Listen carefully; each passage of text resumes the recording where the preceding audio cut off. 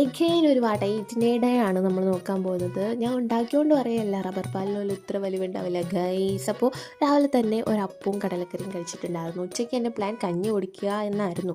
College ക്യാൻറ്റീനിലെ കഞ്ഞി ഏതാന്ന് ഓർത്തിട്ടാ, എന്താ ടേസ്റ്റ് എന്ന് ഓർത്തിട്ടാ.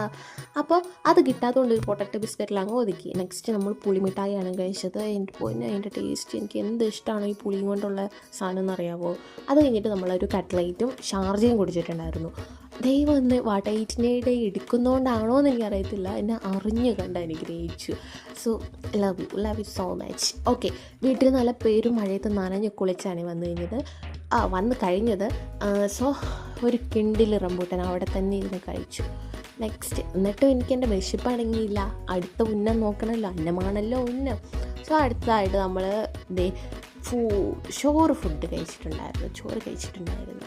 അത് കഴിഞ്ഞ് ഇതൊക്കെ ദഹിക്കാനായിട്ട് കുറച്ച് പൈനാപ്പിളും കൂടെ കഴിച്ച് നമ്മുടെ വാട്ട ഈറ്റിനെ ഇവിടെ അവസാനിപ്പിക്കുകയാണ്.